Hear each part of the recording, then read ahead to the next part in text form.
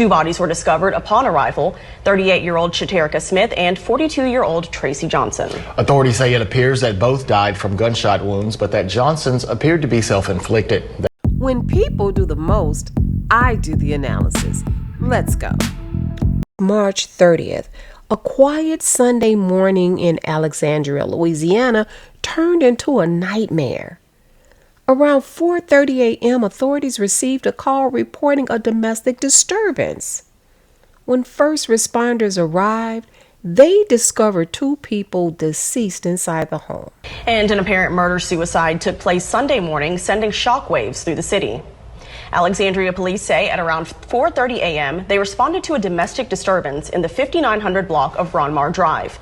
Two bodies were discovered upon arrival: 38-year-old Shaterica Smith and 42-year-old Tracy Johnson. Authorities say it appears that both died from gunshot wounds, but that Johnson's appeared to be self-inflicted. They are investigating this incident as an apparent murder-suicide. APD asked anyone with information about this incident to contact them at the number on your screen. Shaterica Smith, just 38 years old, a mother of two, had been unalived from an apparent gunshot wound. Her husband, Tracy Johnson, 42 years old, was also found deceased from what police say was a self-inflicted wound by his own weapon. What should have been the beginning of a new chapter, it ended in tragedy, with no clear explanation and no real justice. Shaterica Smith wasn't just a headline. She was a mother of two, a woman who loved deeply, and someone who believed, like so many of us, that love could still work out. If you looked at Shaterica's social media, you would have seen smiles, vacations, date nights, and affection. She proudly showed off her husband. They were affectionate, public, and lovey-dovey. To the outside world, they looked like couple goals.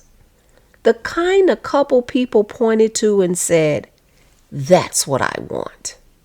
And that's part of what makes this story so unsettling, because nothing about it looks how it ended. Tracy Johnson wasn't presented online as a threat, and he wasn't portrayed as volatile or dangerous. Tracy Johnson was portrayed as a husband in love. And that's important to say, because abuse doesn't always look the way people expect it to look. Sometimes it looks like romance. Other times it looks like devotion. And sometimes it looks like a man who knows how to perform love publicly while chaos is brewing privately.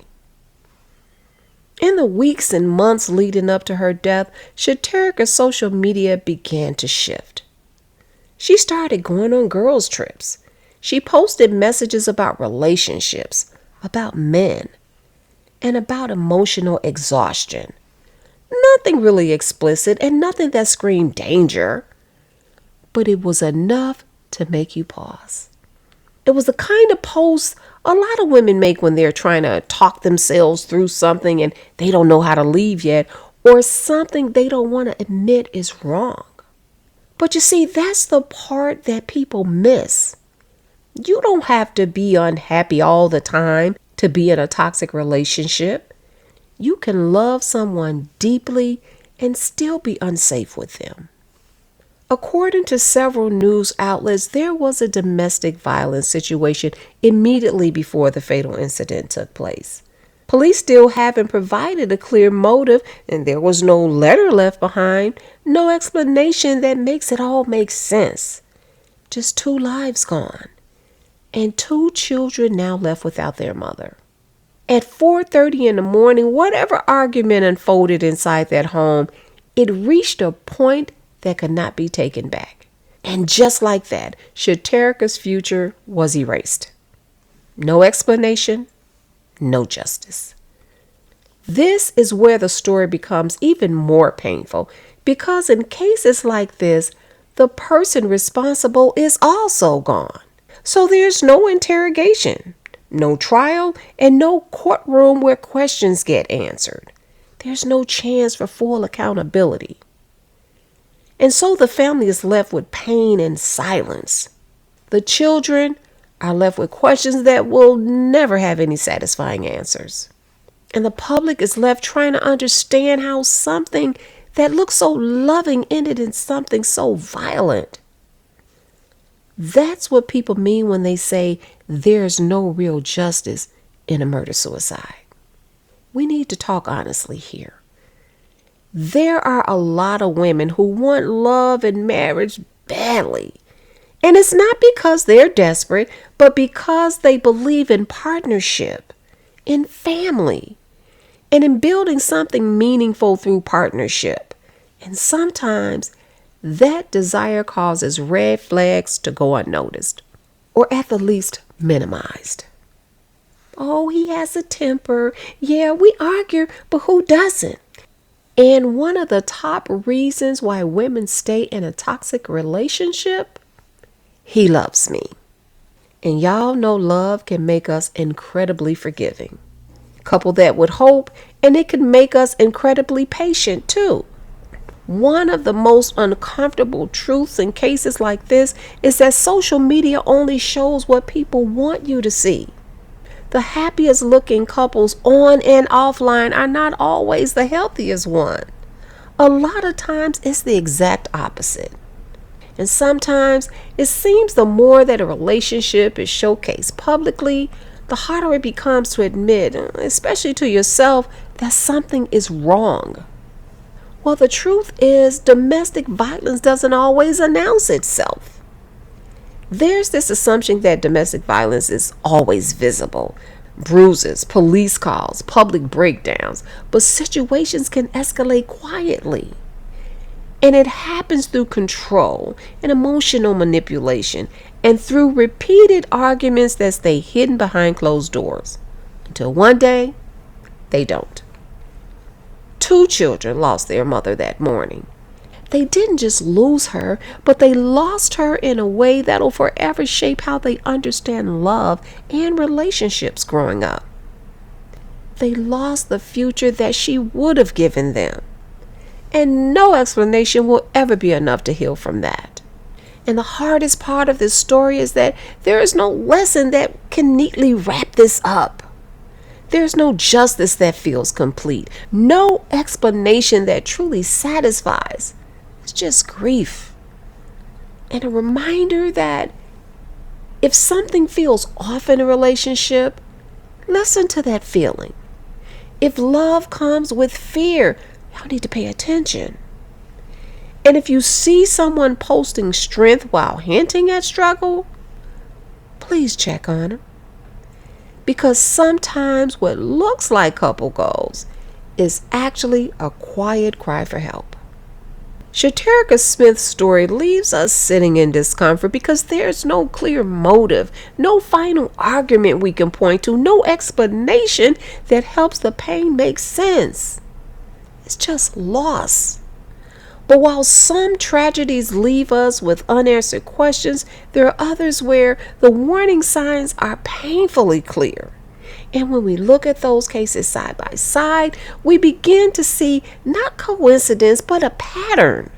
A pattern that shows how dangerous it can become when control is challenged, when separation is introduced, and when someone decides that they would rather destroy everything than to let go. Now let's move on to Alabama. In August of 2025, another similar case in Daphne, Alabama, went viral for all the wrong reasons. New reaction tonight to a story that has rocked the Eastern Shore. An entire family killed in a murder-suicide. Crime scene tape surrounding a home in Daphne this morning. Inside, investigators say a man shot and killed his wife and 2 children, then shot himself.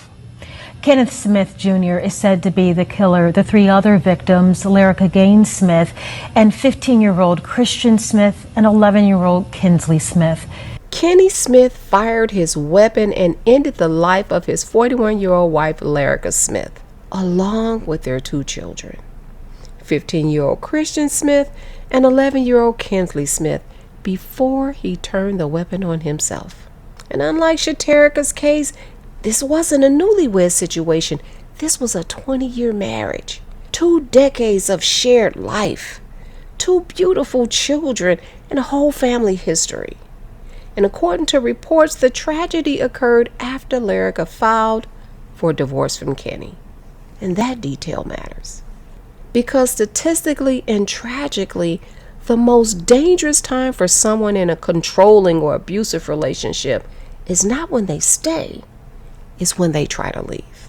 Divorce doesn't always represent heartbreak to someone like this. Sometimes it represents loss of control. And when control is threatened, that's when we tend to see violence escalate. Kenny Smith didn't just take the life of his wife. He took the lives of his own children. Two young people who had absolutely nothing to do with the adult decisions unfolding around them. And that wasn't a crime of passion. That was a cruel act of entitlement. It was the belief that if his marriage was ending, then no one deserved to continue. And that's the line connecting this case to Shaterica's. Different circumstances, different timelines, same deadly mindset. What makes this case especially haunting, though, is the clarity. There was a court filing. There was a turning point, and a moment where Lyrica Smith chose herself. And for that choice, she and her children paid the ultimate price. There's no justice here either. No trial, no sentencing, no accountability beyond death. Just families and communities forced to grieve something that never should have happened in the first place. New tonight, we are hearing from a former co-worker of Lyrica Gaines Smith, who was a realtor in Fairhope. You just kind of imagine it'd be a certain kind of family that would happen to, and you never think something like that would happen to them because she was always so quiet and polite and everything. But it was, I mean, it's horrible. To see a family gone it's awful. Investigators outside the home today trying to piece together what happened. This is going to be a multiple murder and suicide scene, but again, it's as tragic as it comes. When people ask, why didn't she just leave? That question is so dangerous because a lot of times leaving is when the risk is highest. And when we look at cases like Lyrica Smith's along with Shaterica Smith's, we see something extremely unsettling. Whether a woman stays or whether she tries to go, violence rooted in control does not ensure her a safe exit. There's not just one way these tragedies unfold. One woman stayed married. One woman tried to leave. And neither choice guaranteed her safety. Shaterica's story reminds us that love, especially when it's public and affectionate, can still hide danger. There were no clear answers, no obvious breaking point, just a moment where violence overtook everything, leaving behind grief and silence. Lyrica's story shows us the other side of that same coin.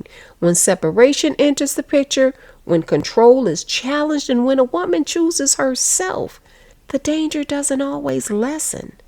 Sometimes it escalates. There is no justice that feels complete in either one of these stories.